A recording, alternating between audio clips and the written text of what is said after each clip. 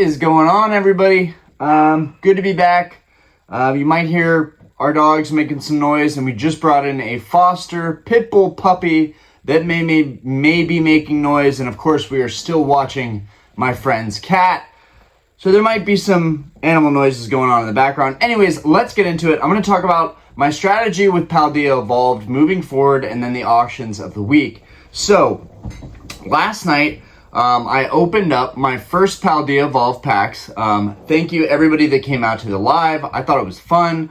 I honestly had a really good first impression of the set, even though I FOMO'd and went to the store and grabbed some packs at $4.50 a piece. I was able to pull the Merrill Trainer Gallery card, as well as two of the regular holo Tyrannotars. I know you're getting a holo in every pack now, but I was really happy to get those Tyrannotars. If I'm gonna get a holo, a regular holo, just give me the Tyrannotar. I think that artwork is phenomenal. I really should have that binder in here, but it's in my dining room so that I could show the people that didn't come to the live the artworks that I'm talking about. But I really think Paldea Evolved is getting a bad rap. I think that people are so ramped up about Obsidian Flames and Pokemon 151 and the Japanese release of those as well, that they're not even giving our current sets a chance. I may be wrong about that. This is pure speculation, but I just think a lot of people think, no, there's no cards in that set that I really want. I think I'm going to skip that set. I don't think it's wise in the grand scheme of collecting to be skipping sets. I think you should just stick with it in the long haul. Of course, it's hypocritical of me to say that because I do want to collect every single set, and I have skipped a lot of sets. Mainly, I was actively collecting when Sun and Moon was a thing, and I pretty much skipped out Sun and Moon and really regret that now. It's a perfect example. I really regret it. The only booster box that I bought during Sun and Moon was Celestial Storm, and that box is doing phenomenal, but I really could have branched out and bought at least one box of each of those sets. Another thing is I've got most of the old sets figured out, but I still have to work out 2008 up to pretty much Sun and Moon. There's a lot of stuff in those blocks. You got Diamond and Pearl, you got Black and White, you've got XY, Sun and Moon. It's a lot to try and squeeze into all those. That's got to be at least, I would say, 4 times, maybe 4 or 5 releases a year. It's got to be at least 20 sets that I'm short right now. But whatever. Moving forward, my plans with Paldea Evolved. I ordered a case. The reason that I bought some packs for the live stream last night is because that case is still not here. So I ended up thinking, you know what? It's going to take forever for everything to get here. I really wanted to open up an ETB, but I didn't want to. I want to support my local GameStop next door, but I also don't want to pay $50. Target is asking $55 for the ETB. It's just not worth it. Even online, where the price has dropped even more now since the set dropped, it was $350 for a case of Paldea Evolved ETBs. That leaves you with $35 a case. You're getting that amazing Pikachu promo. If I was better at editing, it'd be like, boop, Pikachu promo right here. But I am not good at editing. That being said, I would highly recommend you go look up the Paldea Evolved ETB. I think it's really good value because of that promo. A lot of times I'm kind of meh about the promos. This promo is phenomenal, and it does make the Paldea Evolved ETB look very, very value friendly. I will say I'm a sucker for Pikachu, but I do think that those promos are going to age really well. Now, that being said, the price for a case, $608, $609 right now. I really think it's a juicy price to get in on a case of Paldea Evolved. Whether you're buying just a single box, I've seen boxes in auction go for $120. Don't do that to yourself. If you're paying $120, $115 even in auction for a Paldea Evolved booster box, then you're paying tax. On top of that, then you possibly are paying shipping. So you're probably out the gate $130, $135. And if you're buying by the case, you're getting those boxes for like $109, $110 flat, maybe $111 or $112 with tax. And then the shipping for a lot of those cases is going to be free. I have no idea how they're making any money on those.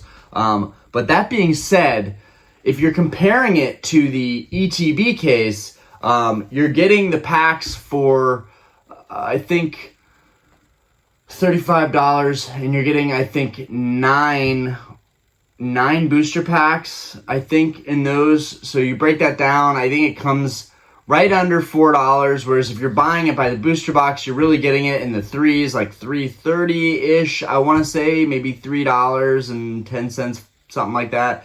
Anyways, it's always going to be cheaper with the booster box, but I do feel like that the hit ratios could be favorable with the ETBs. So I went ahead, and my case is still not here for the booster boxes, but I've ordered a case of the ETBs, and the next live I would like to open an ETB, one, so I can get that promo. I know somebody said in the live stream, Orion, just buy the promo, it's $3, and I did think about that. But guys, it is not the same opening a product and getting what you want versus just going buying it. Now, in this case, I know the promo is going to be in the box, so it's not like I'm buying the product hoping to get this promo. The promo will be in there, so I really think it's a sure bet. I'll get a case of those. I'll sit on them. I'll report back in a year or two how that was as an investment.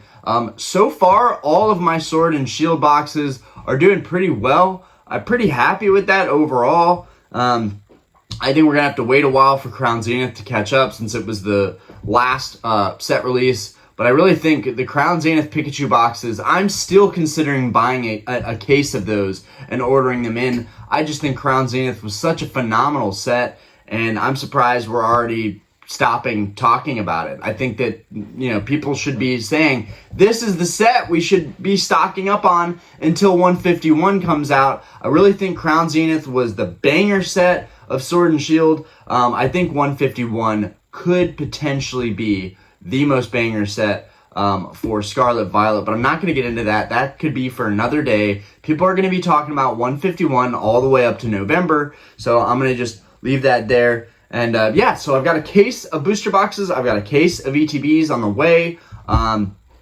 Also, if you're opening a booster box, that whole investment, I mean, yes, theoretically you could sell those packs as singles, but I think it's harder to do that than just selling it as the sealed booster box, and I don't want to lose that investment value. So I got the case of ETBs because honestly, they're going to be easier to break up, and it's going to be less value lost opening one ETB in comparison out of the 10 ETBs than opening one booster box of the 6 booster boxes. Now, you are getting that guaranteed secret rare, but that's really not important to me. I think your odds are pretty good to get a random secret rare in a sleeve, a random secret rare in an ETB.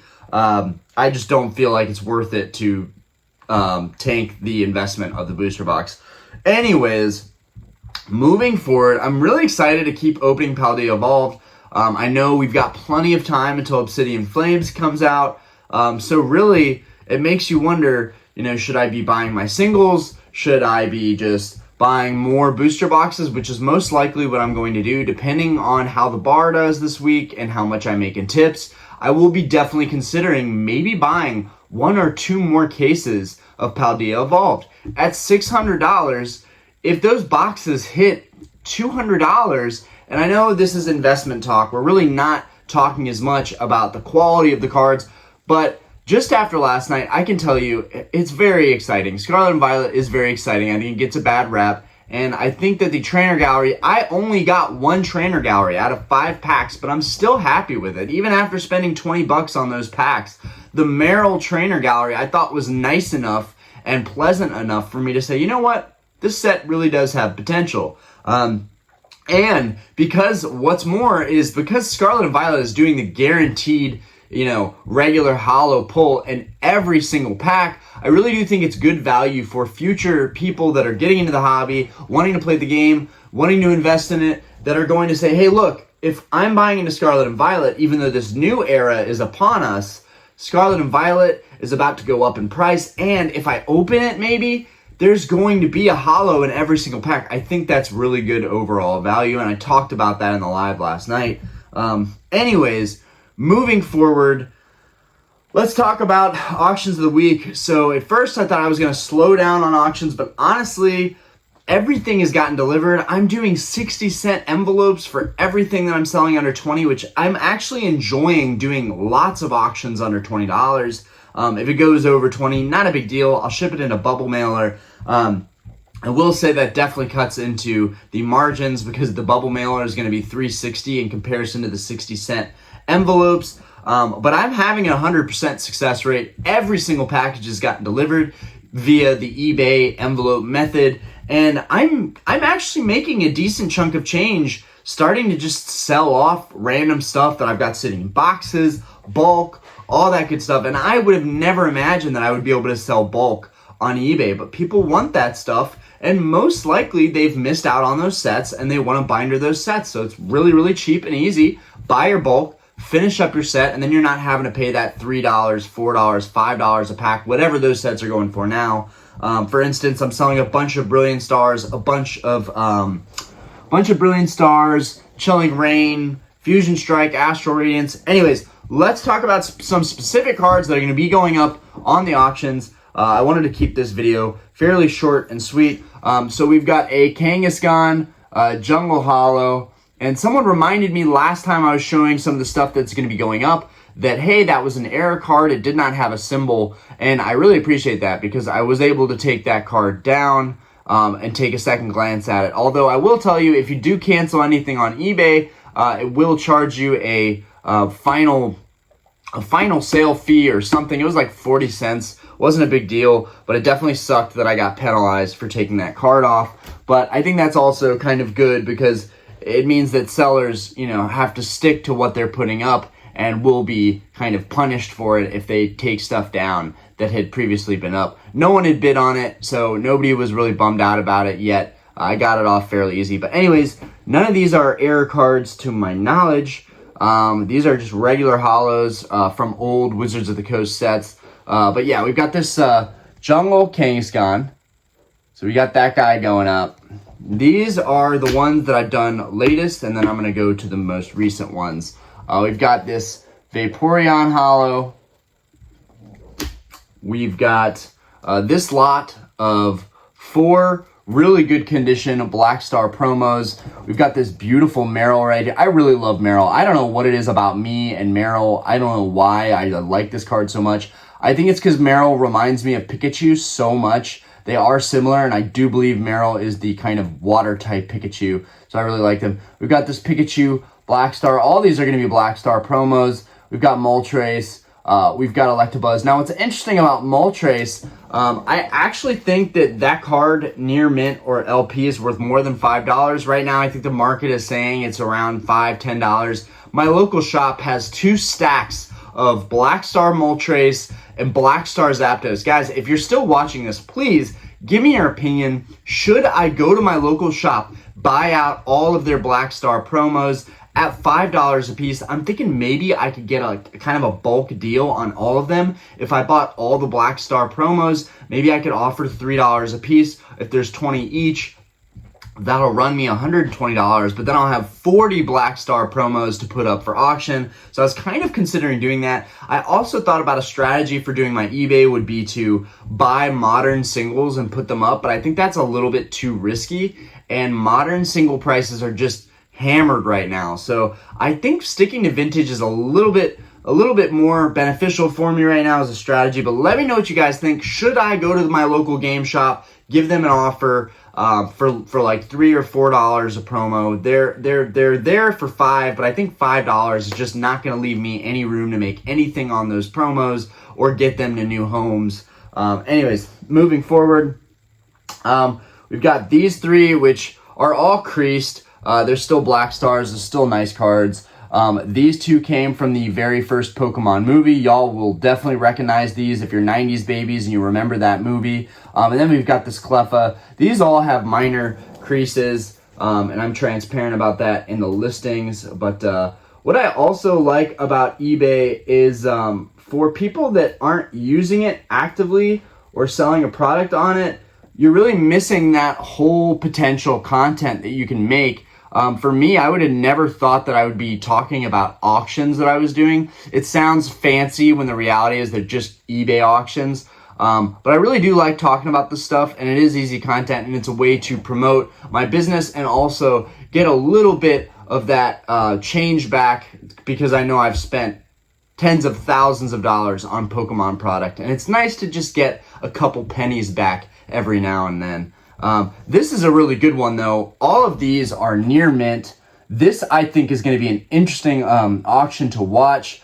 We've got our movie promo Electabuzz that's minty over here. We've got our Mew promo right here. We've got this absolutely stunning Articuno promo. This card is really beautiful. I do have a lot of these stacked up, so I'm not too worried about letting go of a few. I'm probably going to keep the rest. I did tell you guys I was going to trim off my collection, but I do not intend to sell off everything. I just love Pokemon way too much, and it's not really worth the money for me to try and sell off everything. Even if I could get back everything I put into it, which I will eventually. We've got Snorlax right here. This is the banger Black Star promo that usually goes pretty high in auctions and sells for a pretty penny if it's graded. I'm thinking this auction is going to do well because someone is going to buy this lot for this Snorlax promo and try and get that graded. You could say, well, Ryan, why don't you just get it graded yourself? I really don't enjoy the process of listing stuff, shipping it out, waiting for it to get back, then the potentiality of it getting damaged in that transit. I just don't know if that's worth it for me. I am hoping, I should say 100%, but nothing in life is 100%. There is Collecticon coming to Charlotte in September. I'm really, really excited for that. I'm hoping to be there, and if there's on-site grading, I can get cards that I really want graded, like my Evolving Skies Umbreon, Rayquaza, my Chilling Reign Blaziken. Those are some alternate arts that I still think people should be looking for right now before those get kind of ridiculous. I still can't believe the prices of these alternate arts right now. Some of the more sought after ones, I mean, a couple $100s for a card that literally just came out. I actually like that Scarlet Violet nuked the prices of, all these higher end cards, because honestly, it was just getting out of control, and I just don't know how it could have been sustainable for the hobby. I think Pokemon made a smart move in that regard, and I don't care if the cards that I pull are worth less. I want to have a good time pulling those cards. Just wanted to reiterate that. I said that last night. We've got some bulk options. I'm just going to go through those real quick. We've got like 250, 300 Brilliant Stars, a mixed lot of bulk cards. We've got some Diamond and Pearl cards. I've got 45 Diamond and Pearl cards that are going up for auction. That'll be interesting to see what those go for, since those are really old sets. These buyer did not contact me or communicate with me. That's okay. As long as they're not butthurt about it. I do put in my descriptions that if not paid within 2 days, everything gets relisted. I am not waiting till a certain date for eBay to tell me I can relist stuff. That's opportunity cost right there. So we've got Ditto right here and Azumarill. If you are interested in either of these, just know the Ditto has some marks on the back of it. Maybe this Ditto would be a good card for me to just sign, since it already has the ink on the back of it. I don't know. I don't think there's anybody out there who knows how to take ink off cards. I think we've all been looking into that, and nobody's been able to figure it out. All right, then we have another bulk stack of cards. Got another bulk stack of cards. And then we have another older era, Diamond and Pearl era stack of cards. Those will be going up for auction. Those are mostly trainers though. We've got some Yu-Gi-Oh! Holos, some OG Yu-Gi-Oh! Holos going up. And then we've got our most recent ones. These are the ones that are going to end first. We've got a Black Star Meowth. He's just in the grass. He's having a great time. It's a fantastic artwork. I love this card, but I have two others, so I'm letting this one go. And I have one that's still in the original packaging, which is pretty cool. I might just send that. I might just have that graded in the packaging. I feel like I'm not going to get a 10 on this card, but But this card in a 10 actually goes for an astronomical amount. Or I should say it's listed for an astronomical amount in a 10. I think I saw a listing for $5,000. Now I know that's ridiculous. No one is going to pay $5,000 for this card in a PSA 10. But I do wonder if mine or if others that have this card that's sealed could get 10s, what is that card realistically going to sell for in auction? I really should check and see if there's any sold listings updates on that. That's an interesting card. We've got good old classic jungle set Electrode right here. I love the gold background on Electrode. Honestly, this card is fire, even though it's definitely not one of the more sought after Watson cards. Oh, I just fell over. All right, we got Hypno. That guy's going up. Good old fossil set. You know, there's nothing to say much about the backgrounds of these cards. You know, that's why I think a lot of people are so in love with modern artworks, modern alt arts, because there's a story and everything. And I wanted to say this actually, but I didn't get a chance to last night. But as I was bindering my cards and looking at even the commons and uncommons, I noticed there's a story to be told with every single card. There's like a background that goes with another evolve stage, or there's two of the same Pokemon, but they have different environments. And it really tells a pretty cool story. And I think Pokemon is moving into this new era of telling a story with all of their cards. And we know they've been doing this with alt arts. They've been doing it for the last, 2-3 years. I guess they did it a little bit with Sun and Moon. But we were seeing that more in Sword and Shield. And now we're really seeing it, 151. We've got the what do I even call it? The iconic rumors of the Charmander and the Charmeleon and the Charizard, and how amazing those cards look when they're put together. You've got the Charmander in the cave in the bottom, and the Charmeleon in the middle, and then Charizard flying up at the top. They are starting to tell stories with all these cards, and it's really amazing. And I love the fact, not to talk about 151 again, but I love the fact that they're bringing Mitsuhiro Arita to do these artworks. That is amazing, very exciting, and I can almost completely understand why people are just being crushed under FOMO and they feel like they have to buy the Japanese set. I understand that. I'm waiting for the American set. But I totally understand why people would want to get this Japanese set. I have definitely thought about it too. And then last but not least, I opened a lot of Crown Zenith. I have a lot of these Pikachu promos, but I do think that they're amazing. Those are the last things up. So nothing crazy going up for auction, but I've learned that you don't have to have crazy cards to be doing auctions. It's just fun, and I'm making it a routine to get up early, list cards, do that whole shebang.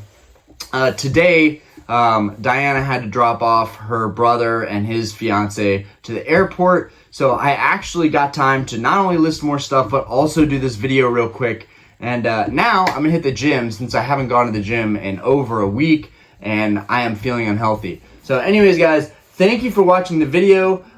Tune in next time, and I'll see you guys on the flippity flop. Let me know what you think of me buying more Black Star promos from my local shop. Let me know what you think about my strategy of buying the case of booster boxes and the case of ETBs, and my whole idea of, I think opening an ETB is a better risk than opening up a whole booster box in terms of your investment getting tanked. Let me know what you guys think of all that stuff, and peace. And let me know what you think of Paldea Evolved in general. I want to know what everybody thinks about this set. I want to know what they've pulled. I want to get an idea of what everybody's getting out there so far. Peace out, guys.